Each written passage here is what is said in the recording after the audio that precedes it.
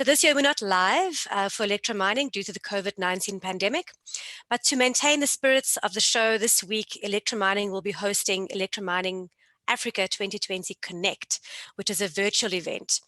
This week, industry players will unite in celebration of electromining through participation in the live industry webinar series and exhibitor product showcases. There's 5 daily themes, and today's theme is Women in Industry Day.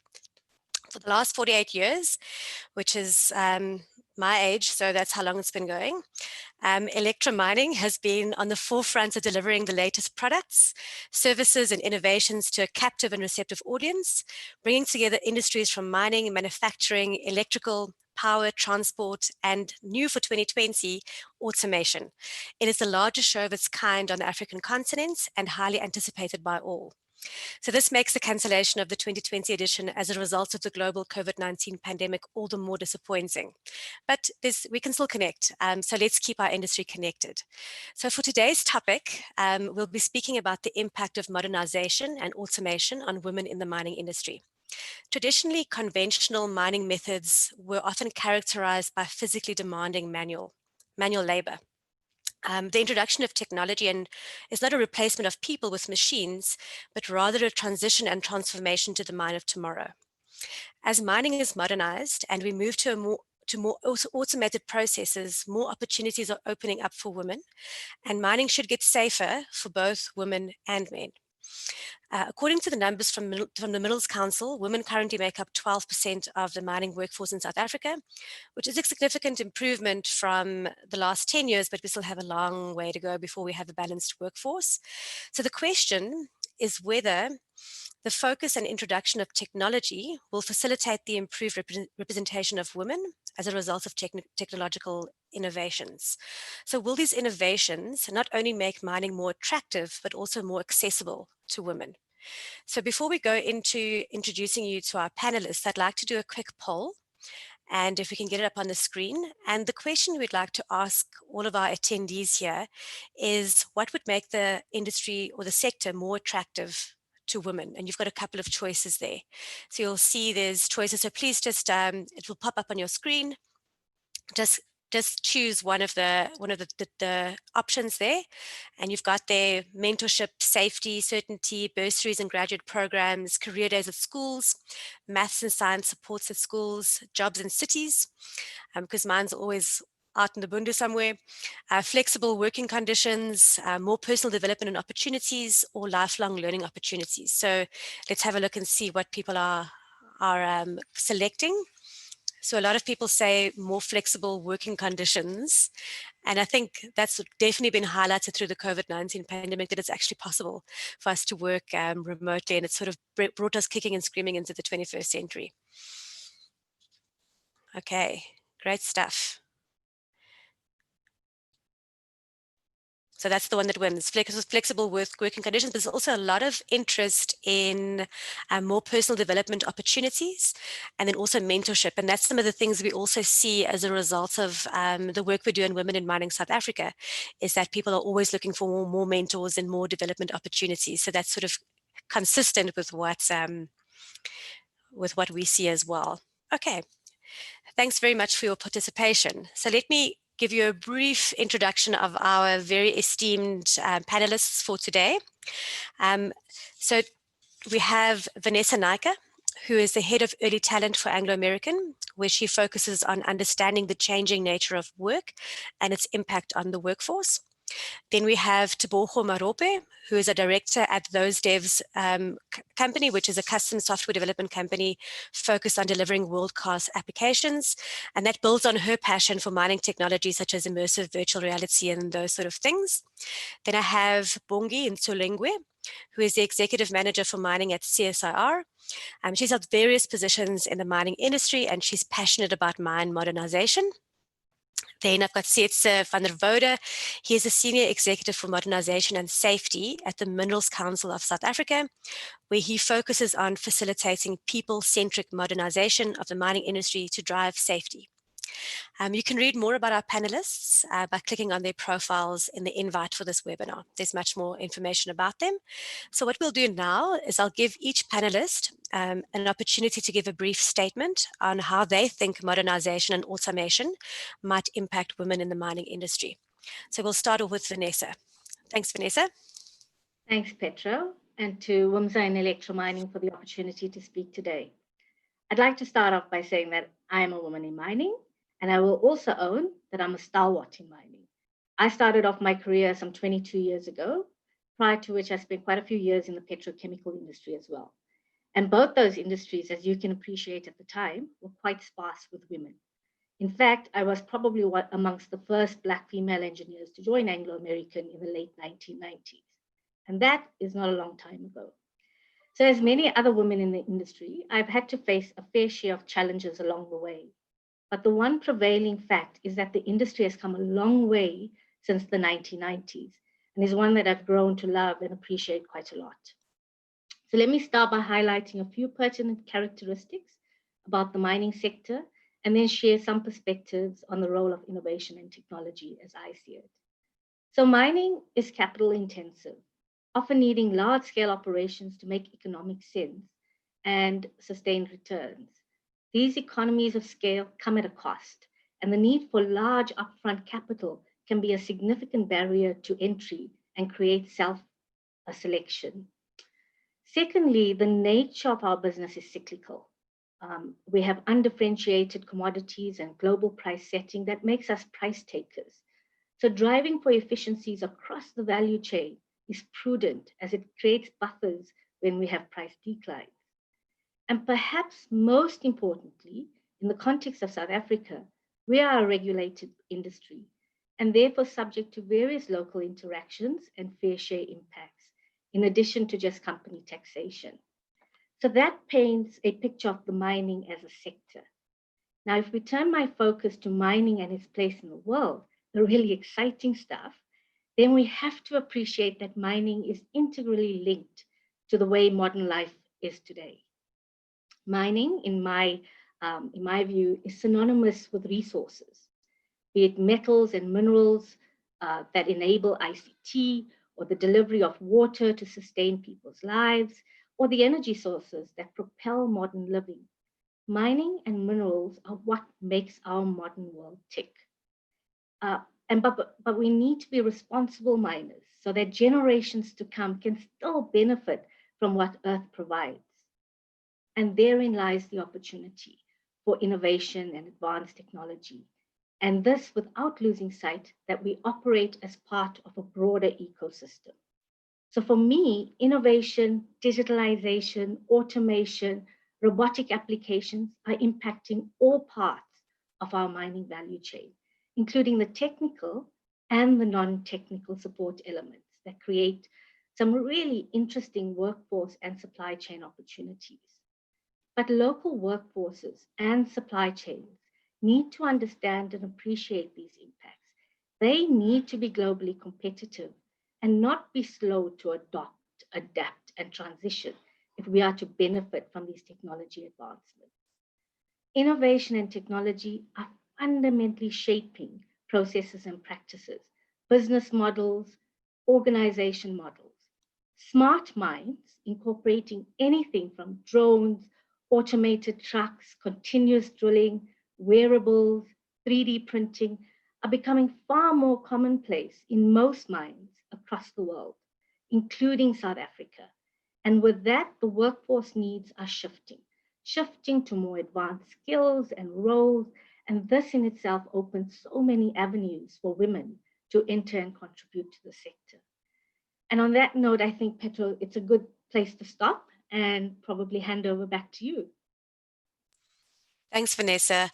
I think what you've just said is a good entry point for Teboho around the impact of innovation and automation on women. Please go ahead, Teboho. Thank you, Petra, and thanks for the opportunity to speak. As we know, the mining sector has traditionally been male-dominated. The share of female representation in the industry remains to be one of the lowest amongst all economic sectors. Low participation is widely spread across the mining value chain from the coal face to the boardroom. So, but the sector has made great strides in improving some of the inherent biases. However, we still have a long way to go. With the integration of innovation and automation into the mining value chain, the industry can achieve radical performance breakthroughs, safety standards can be improved, costs can be minimized, operational performance can be enhanced, and we can attract a diversity of skills, mainly women into mining. The nature of work in the mining industry is beginning to change as new technologies like digitization, automation, machine learning, and advanced analytics, to mention a few, are developed and being implemented. So the skills requirements will change, and they are changing considerably. Physical strength and stamina is becoming less important than fine motor skills and problem solving. Workers need to have stronger analytical skills in order to make more and faster decisions, while requiring systems thinking skills as operations become more integrated. These are skills that are required to make the industry globally competitive. These new technologies will go a long way in addressing most of the barriers that have perpetuated gender segregation. Digital equipment controls removes the need for physical strength, while automated and remote controlled equipment operated from a distance makes the work environment safer, converting operations jobs into control room-based positions, sorry.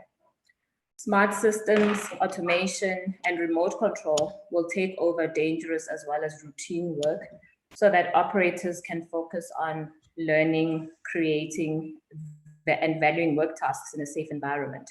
This opens up opportunities for women and other previously underrepresented groups to enter and master different types of work. Work will have greater application of expertise and management and development of people, which is something that women are inherently very good at. There will be an increasing demand for data and digital literacy skills across all phases of the mining value chain. Cloud computing, information sharing, and big data continue to change the nature of work and enable integrated operating centers, so more work can be performed remotely and more flexibly, which speaks to women wanting a flexible work environment. So it caters to that. And there's consensus that skills requiring greater degrees of task creative intelligence, social intelligence, and perception and manipulation will be more resilient to the impacts of technology and automation. There needs to be continuous reskilling of the workforce and also a more holistic approach to education. There's a need to strengthen the education system to generate the new technology-related and life skills needed at a sufficient scale. And then, as much as new technologies are removing some of the technical barriers to female participation in the mining industry, this is still not enough to drive the gender parity.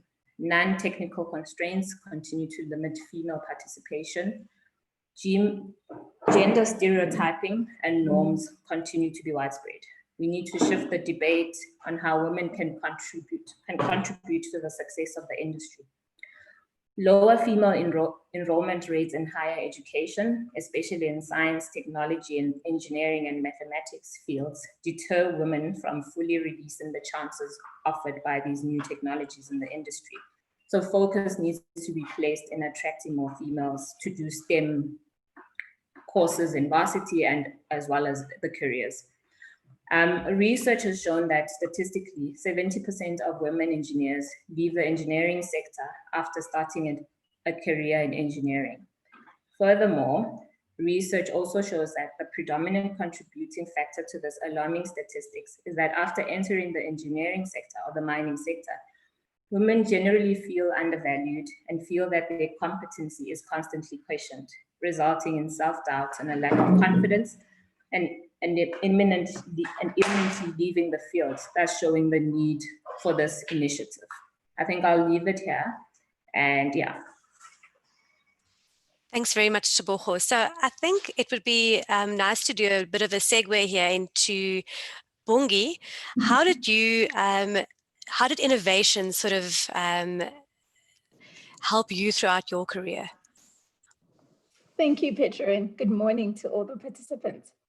So, as I was preparing for this talk today, I thought about what message I would have liked to receive myself as I was starting out in my career 16 years ago.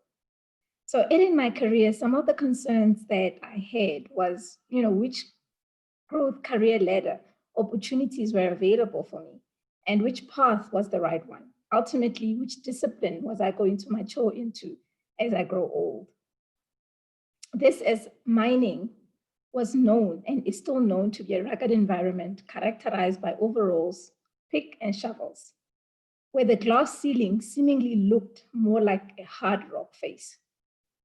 So I found this was true as I walked into the mining industry as an undergraduate and faced with the reality of limited technical growth as one was defined primarily by the technical discipline which you studied. But I've since learned and found that the introduction of technology and modernization has changed the environment to be that of endless opportunities. And I've been fortunate enough and blessed, I must say, to have had the opportunity of being part of crafting and implementing technology solutions in mining.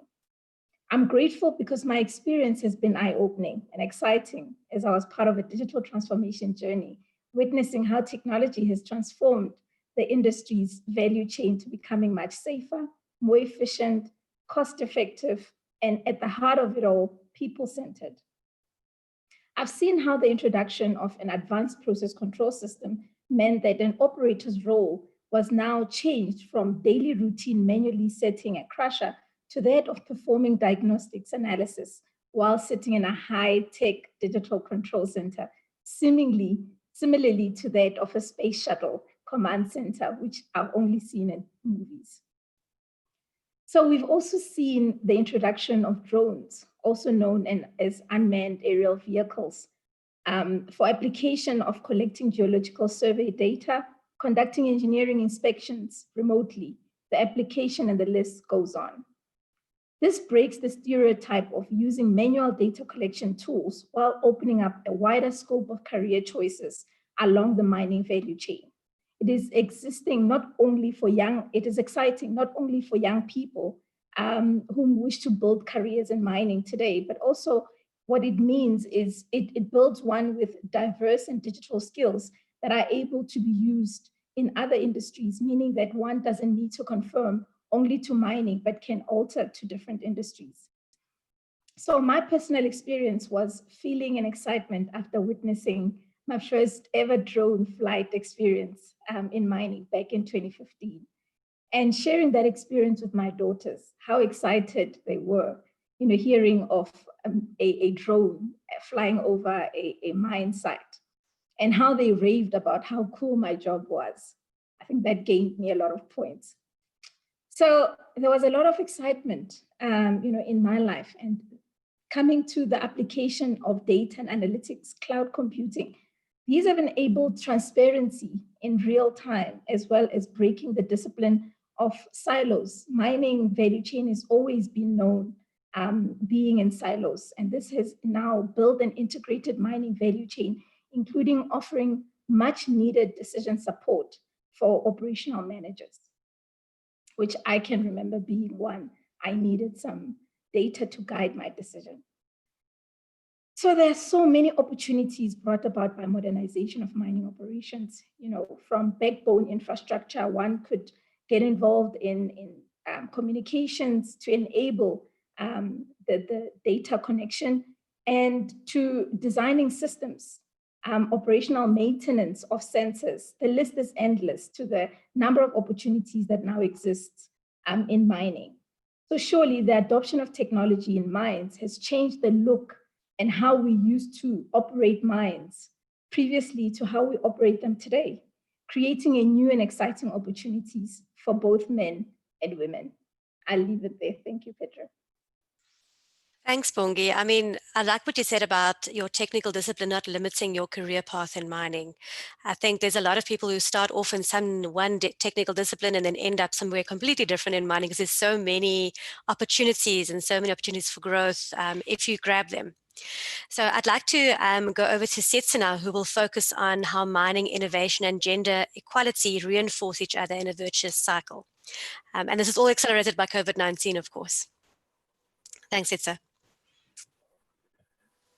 September is Heritage Month. It is an opportunity for us to celebrate the Mapungubwe Empire of 800 years ago. With their golden rhino, they show that mining innovation long flows through the veins of our rainbow nation. Today, I will focus on how mining innovation and gender inequality reinforce each other in a virtuous cycle which has been accelerated by COVID-19. Building a clean and more socially just world requires significant mineral resources.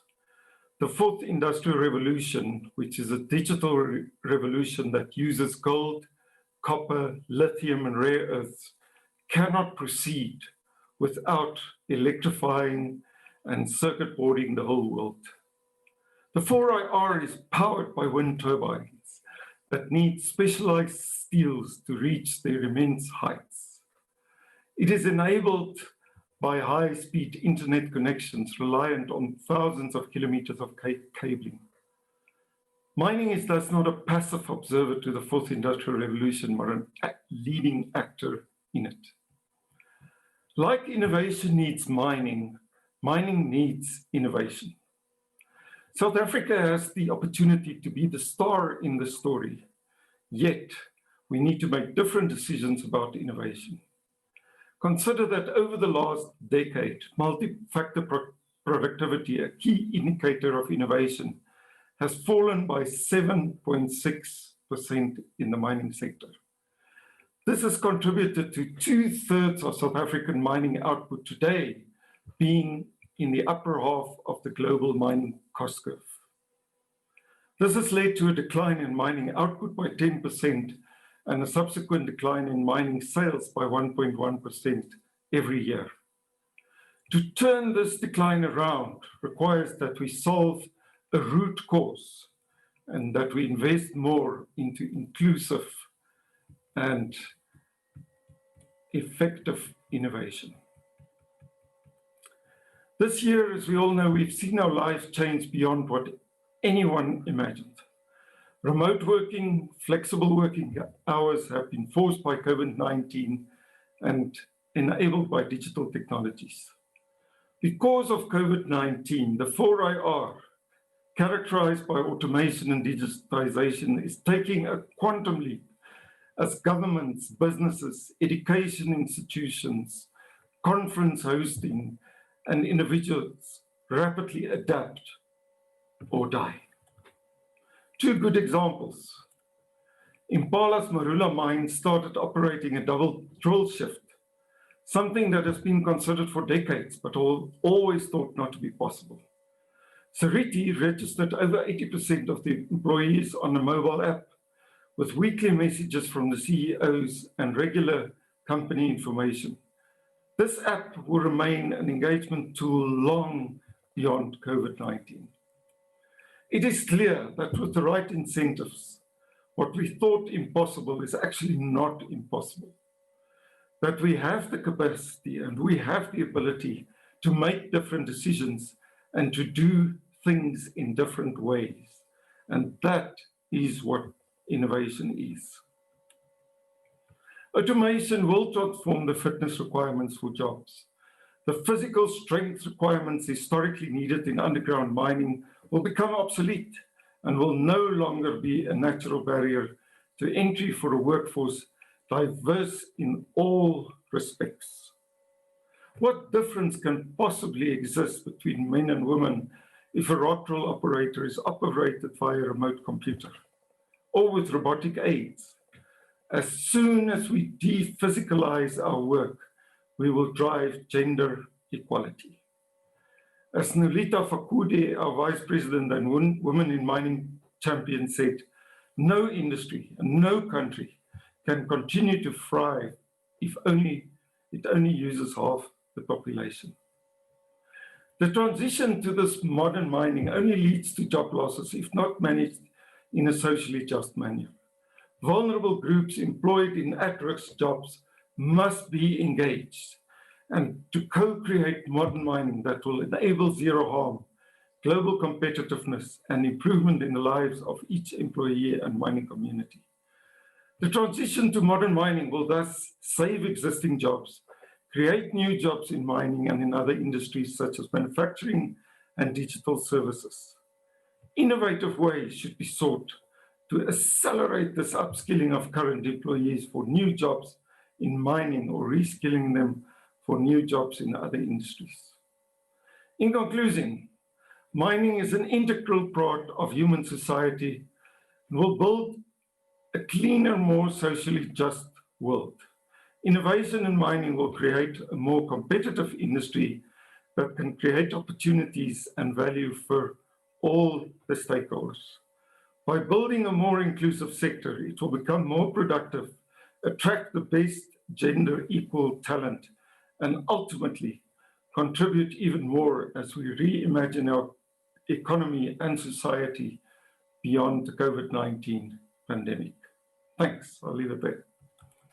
Thanks, Setsa.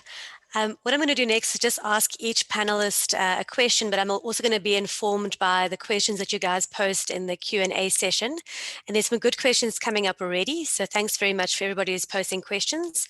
One of the most consistent questions that I'm seeing so far is what are the capability gaps you can identify to enable the increased participation of women in the future production of mining? So what are the sort of skills we need, current versus future skills? And I think I'm going to ask Bongi to answer that question for us.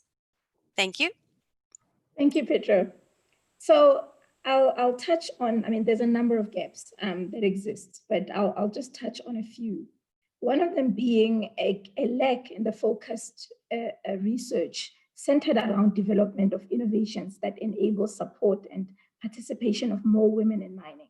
So we recently conducted a study at the CSIR looking at what are those enablers that will enable women to have a more inclusive environment and for them to thrive in mining.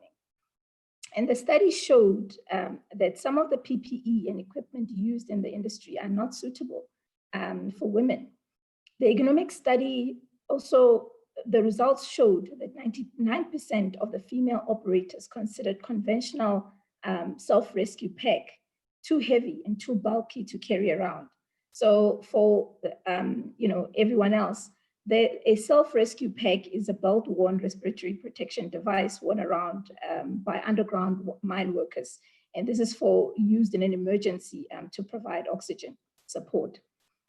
The device weighs about 2 kilograms on average. And I mean, imagine carrying that around for an entire shift, 8 to 10 hours. I can tell you, as a visitor underground, I only had to wear this for about 4 hours. But it being uncomfortable as it was, I can't imagine what wearing it for an 8-hour session is like. So this has led the CSIR to invest in the development of a novel chemical canister concept, which would then provide a more comfort, a smaller, compact, lightweight unit that would be more comfortable for women, but also leading to increased productivity for both men and for women.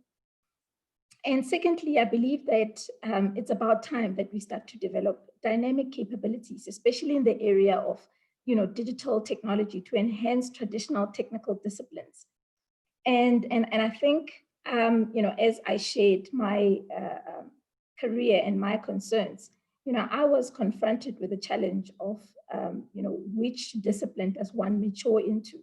But lately, one doesn't need to rely on their base graduate degree, but one should be able to explore. There's opportunities for one to explore and build the understand the different building blocks that exist with the digitalization of mines. And what I've found is, connectivity, the type of connectivity that one needs within mining also is an avenue that was not there previously. So, people that are looking into IT can also grow careers in mining. And lastly, we also need to have an approach related to culture, the necessary culture that will support transformation in the industry. So, the success of modernization in the value chain is not only dependent on implementing appropriate solutions, but also in embracing the culture, relevant culture that invites and accepts innovation tools, new terms, and a diversified team that would engage in problem solving. Thanks, Petra. Thanks, Bongi. And I think what I'd like to ask Vanessa, because she's looking at early talents and what skills people would need in the future. How should mining and specifically, and especially women, better equip themselves for this new dawn in mining? Yeah, so Petra, I think the panelists have highlighted some of the changes that we're seeing. Fundamentally, we're not focused around disciplines largely, but there's this opportunity to leverage the mining industry because it has such a broad value chain. I mean, it's all the way from discovery right through product, and in between, you've got these various segments around support structures. But I just want to reinforce, I'm a little bit old school.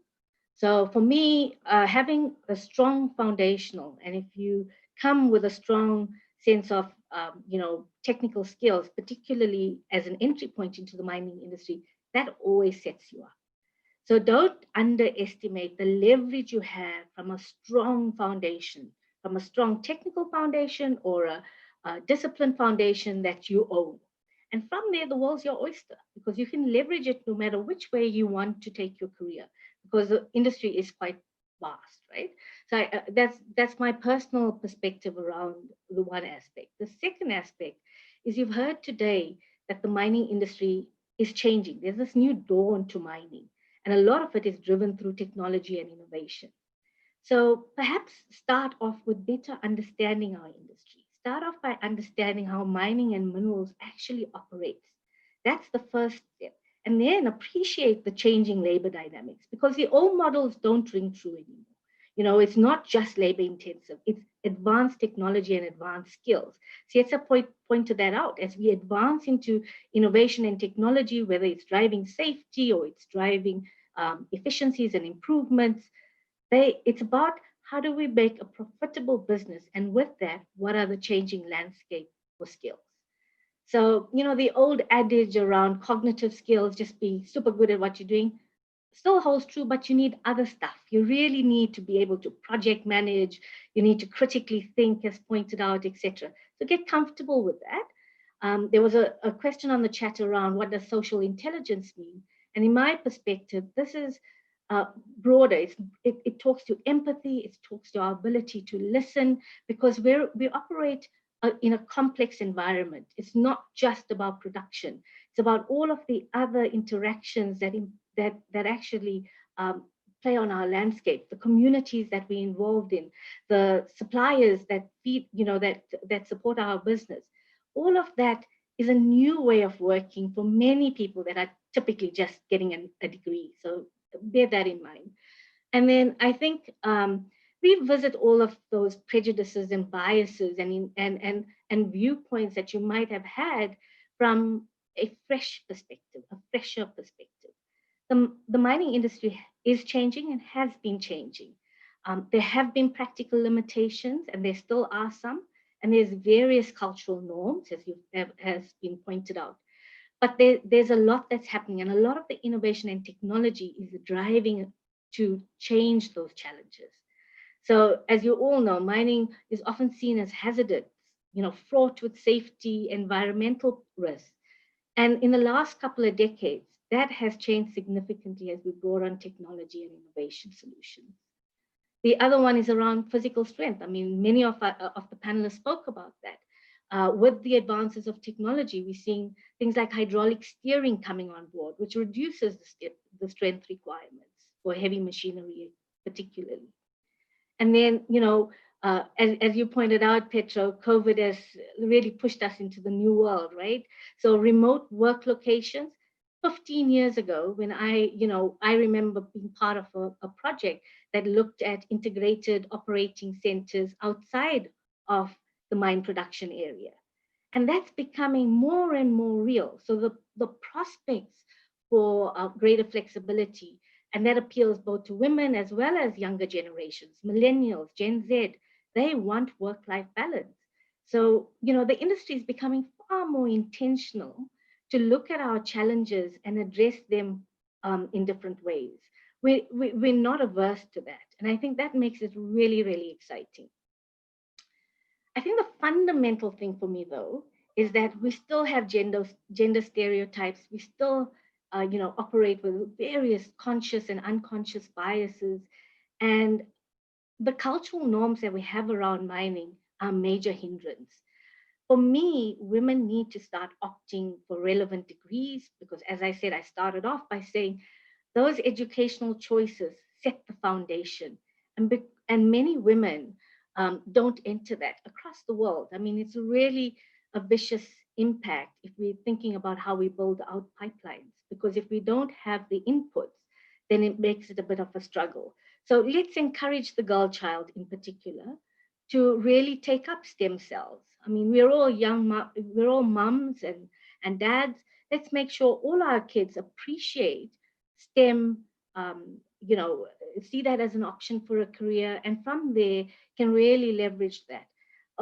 In addition to that, as I said, the mining industry interfaces so many other areas, whether you're a lawyer, whether you're a finance person, there's scope within mining. I think we need to start making mining a lot more sexier than what it is today. And by doing that, we need to let people reinforce the messaging that mining is here to stay. And if we want to continue on the pathway of modern living, then we have to appreciate that mining is what actually spearheads that. It's what propels modern living as we know it today. So I hope that gives you some perspectives. I think women and just in general, young people have so much opportunity to re-look at mining with a fresh perspective. Thanks, Petra. I think that's so true, Vanessa, and we should really be encouraging our young girls to be studying these subjects.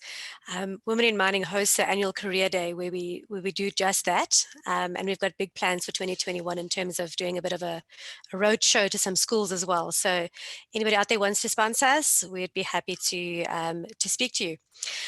So Sitsa, I'd like to know from you, how can modernization enhance global competitiveness, and what do we need to do to achieve this?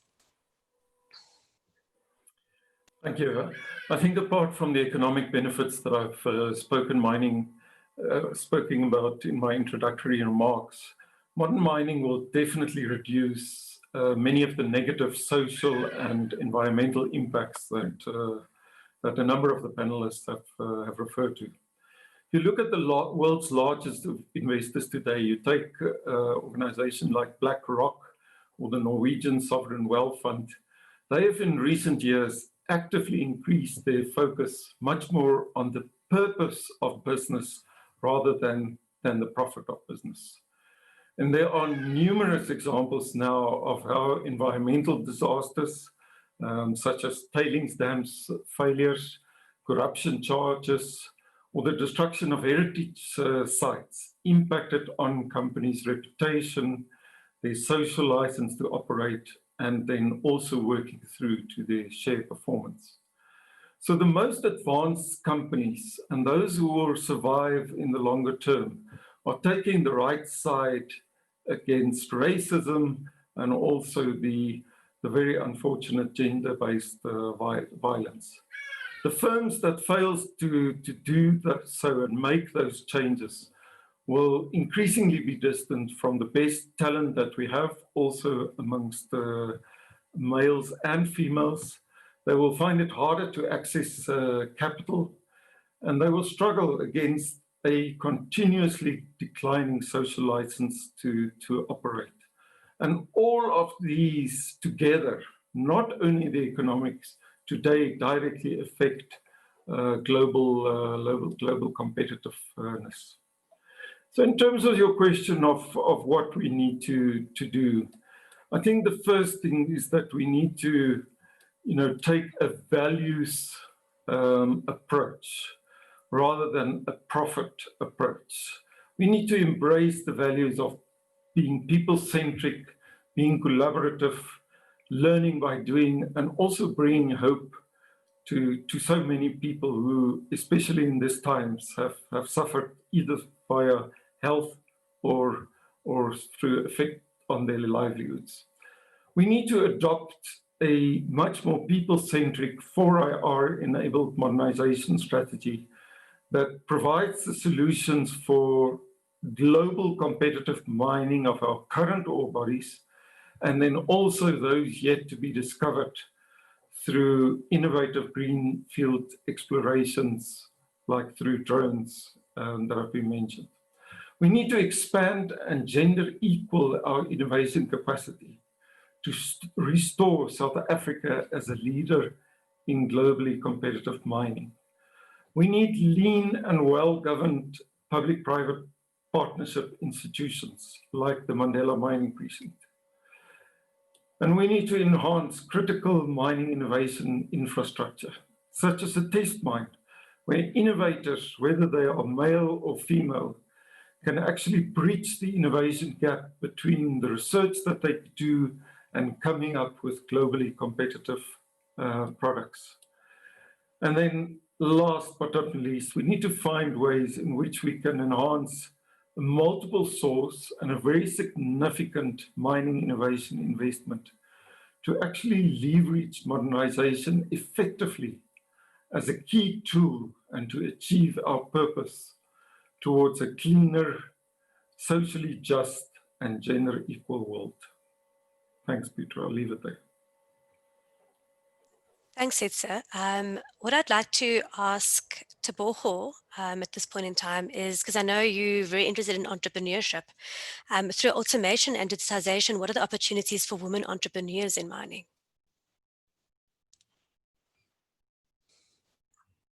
The opportunities are quite vast, but I think the challenges are also insurmountable for women within the industry.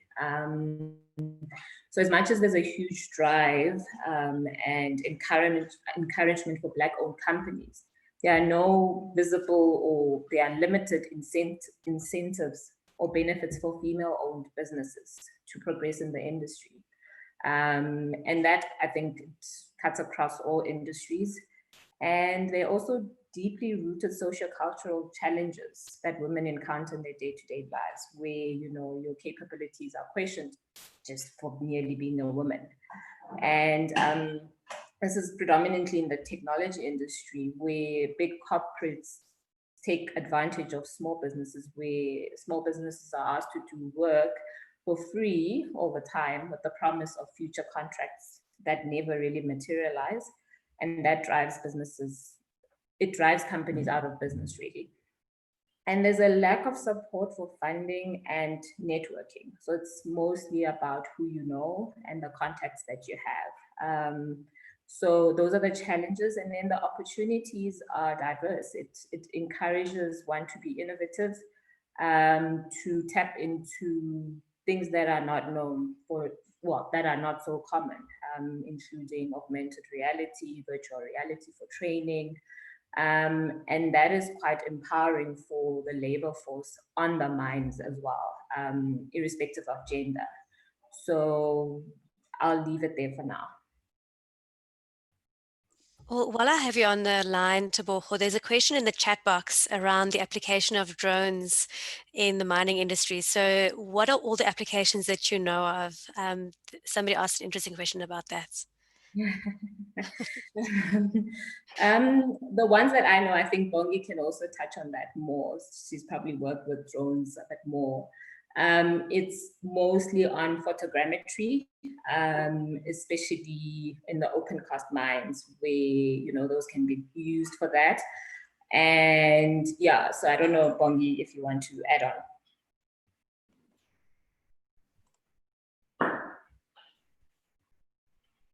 You are on mute.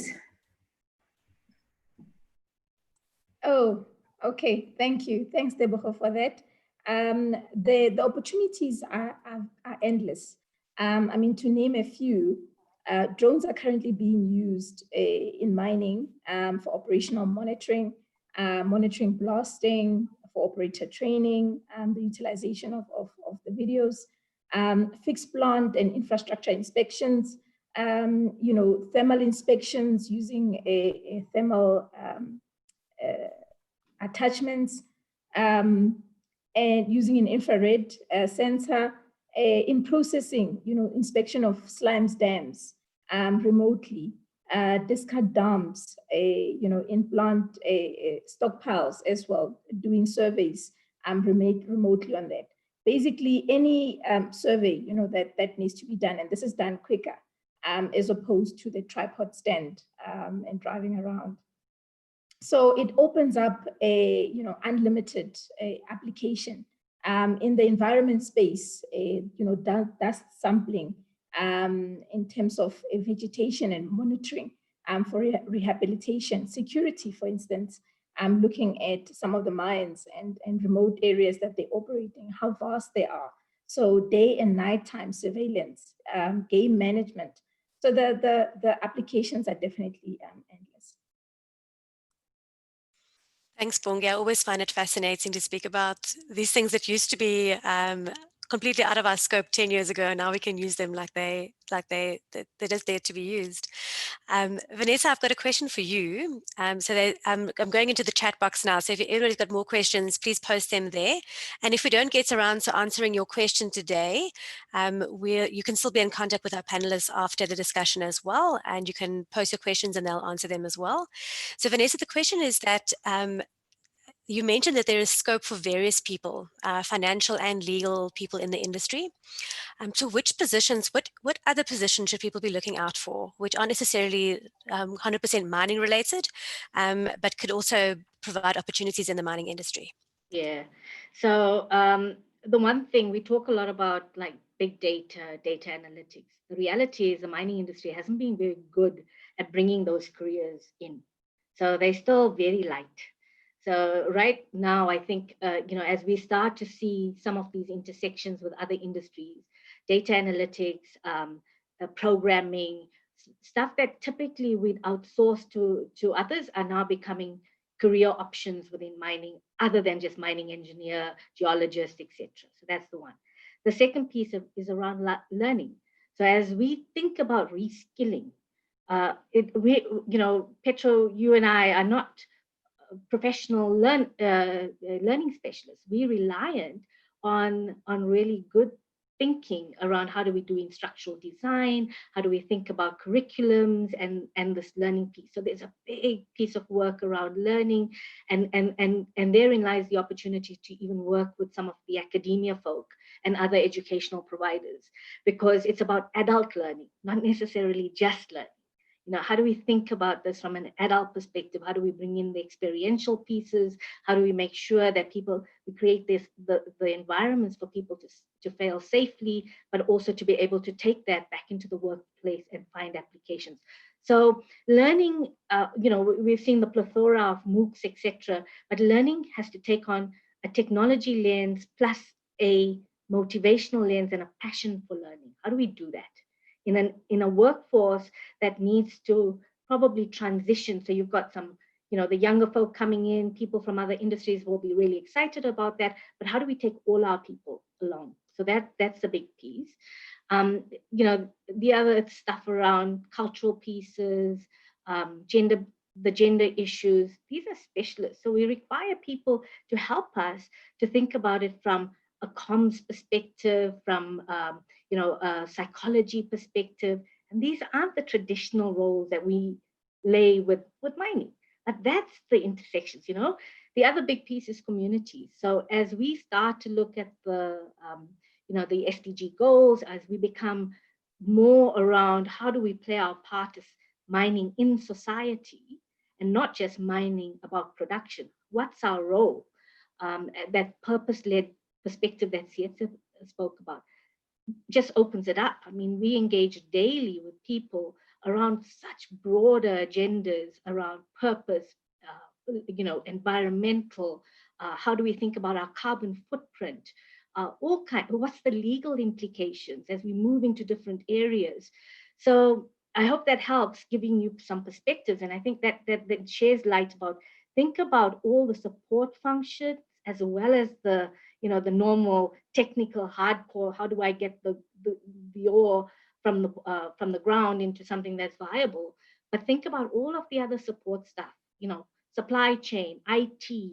Those are prominent, and they don't necessarily have your typical mining kind of persona. Hope that helps.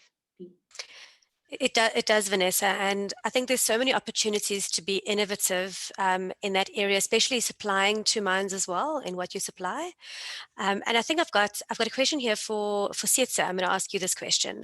With the changes, because you were speaking about culture transformation and being more purpose driven, with the changes in the culture of the mining industry, how receptive is the industry in becoming to disruption? I guess, so how receptive do you think the industry is to disruption and being presented with unconventional solutions? Do you think there's room for that?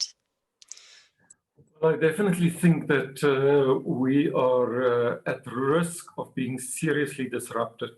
And I just want to use one example, and that is around the whole question of the digitalization. The way in which the mining industry at this point in time, and I'm generalizing, the way in which we do our decision making based on real-time information is very low in compared to many other sectors. And it's, due to the nature of mining, the underground, not having the communication systems in place. And that is a huge opportunity. I mean, if I can give one anecdote, there's a company called Dundee Precious Metals, fairly small company, but they now have a mine in Bulgaria that has real-time information on all their machines, on all their people, on all their ore. It's standard practice. And what really surprised me is that last year I heard that they now bought a majority share into a proudly South African company called MineRP. And when you connect the dots and you see what MineRP is actually doing and how they are helping with the digitalization of mining and better understanding of the ore bodies and so on, and you combine that with the mining experience that Dundee Precious Metals have, you really have a powerful combination. So I think as the mining industry, we need to be on our guard. I think it is a real risk. I don't know exactly how it will happen, but I'm sure we're either going to do it ourselves or somebody's going to do it for us. Thank you. Thanks, Sietsa. There's some questions around what else WiMSA does apart from mentorship, and I can answer that one.